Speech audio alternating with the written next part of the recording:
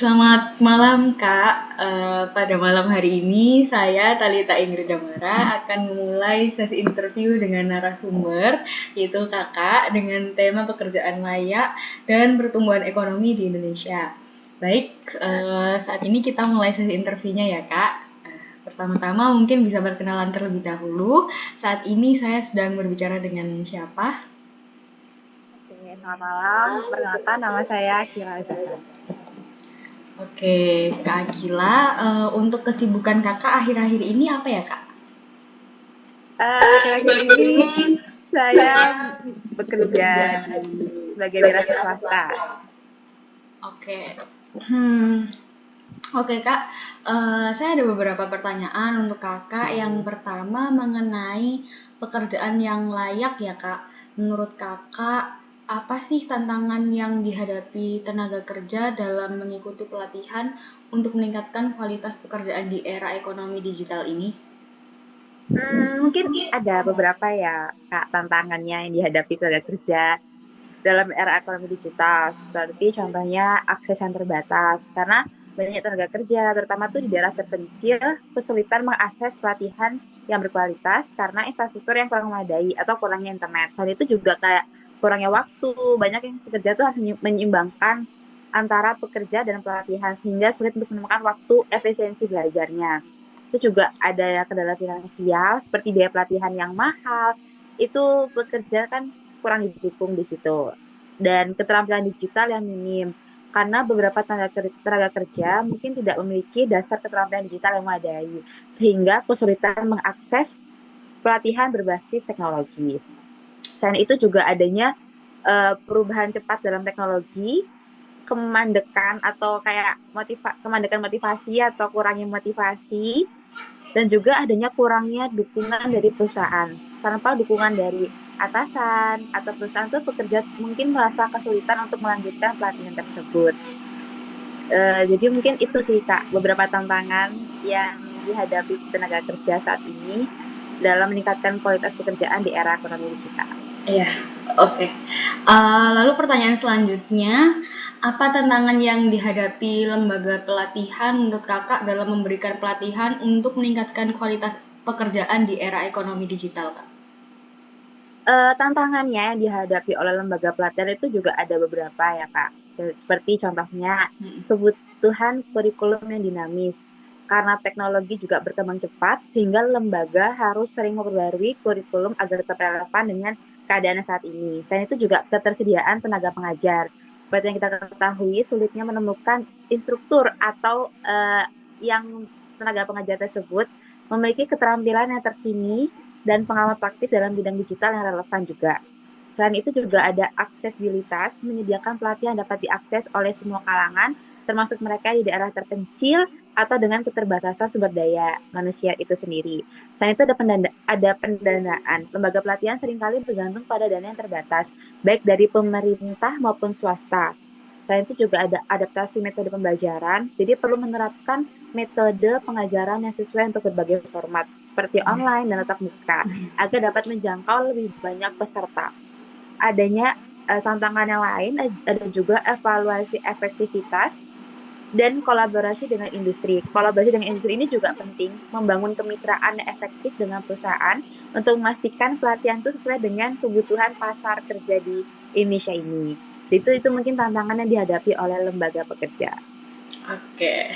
Eh, Lalu untuk pertanyaan selanjutnya, mungkin dari Kak Akila, apa manfaat yang didapatkan oleh tenaga kerja seperti Kak Akila, seperti kami, seperti kita setelah mengikuti pelatihan untuk meningkatkan kualitas pekerjaan di era ekonomi digital ini, Kak?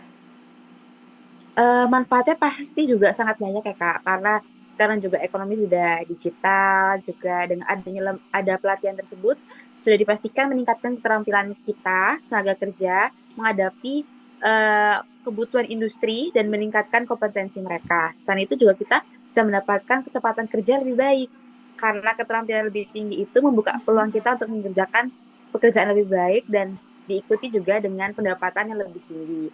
Selain itu Betul. juga adaptasi terhadap perubahan. Pelatihan tersebut tuh membantu kita untuk beradaptasi dengan cepat terhadap perubahan teknologi dan tren di pasar kerja. Selain itu juga kita bisa meningkatkan produktivitas. Dengan keterampilan lebih baik, kita dapat bekerja lebih efektif, efisien, dan produktif, dan memberikan nilai tambah bagi perusahaan tersebut.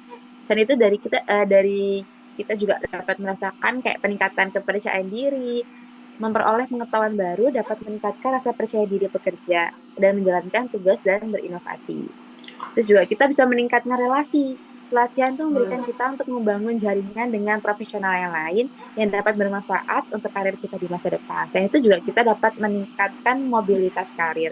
Dengan keterampilan yang relevan dan yang kita miliki, tenaga kerja lebih mungkin untuk mendapatkan promosi atau mungkin dapat berpindah ke posisi yang lebih baik melalui pelatihan yang tepat. Seperti itu. Oke. Terus untuk pertanyaan terakhir ya Kak, bagaimana pendidikan dan pelatihan dapat mempersiapkan tenaga kerja untuk menghadapi tantangan ekonomi digital menurut Kakak? Pendidikan dan pelatihan tuh sangat penting ya untuk mempersiapkan tenaga kerja. Cara-caranya mungkin ya kayak kita bisa mengembangkan keterampilan teknis. Jadi memberikan pengetahuan dan keterampilan praktis yang dibutuhkan dalam kerjaan, termasuk dalam keterampilan digital dan teknologi terbaru.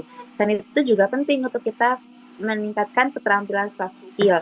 Jadi seperti mengajarkan keterampilan interpersonal seperti komunikasi, kolaborasi, dan pemecahan masalah yang penting di lingkungan kerja modern. Selain itu, kita juga bisa mengajarkan pembelajaran berbasis proyek. Jadi mengintegrasikan proyek nyata dalam kurikulum untuk memberikan pengalaman praktis dan penerapan teori di dunia nyata. Selain itu juga ada kurikulum yang fleksibel dan relevan. Jadi kita dapat mengadaptasi kurikulum sesuai dengan perkembangan industri dan kebutuhan pasar kerja dan pengembangan pembelajaran sumber hidup. Jadi kita mendorong sikap belajar sepanjang hidup agar tenaga kerja tetap mengikuti perkembangan terbaru dalam bidang mereka. Dan itu juga bisa kita lakukan cara sertifikasi dan akreditasi. Jadi memberikan sertifikasi yang diakui industri untuk meningkatkan kredibilitas dan daya saing tenaga kerja di pasar. Dan yang terakhir mungkin caranya kita bisa bermitra dengan industri. Jadi bekerja sama dengan perusahaan untuk memahami kebutuhan mereka dan menyediakan pelatihan yang sesuai dan relevan. Contohnya seperti program magang yang bisa diadakan untuk kita sebagai tenaga kerja. Oke. Oke Kak, buat jawaban-jawabannya sangat-sangat informatif sih Kak. Untuk pertanyaan-pertanyaannya juga udah cukup itu saja. Mungkin sementara yang ingin saya tanyakan ke Kak Akila. Mungkin kita sekarang bisa cukupkan mengenai interview hari ini. Terima kasih banyak Kak Akila. Selamat malam. Assalamualaikum warahmatullahi wabarakatuh. Waalaikumsalam warahmatullahi wabarakatuh.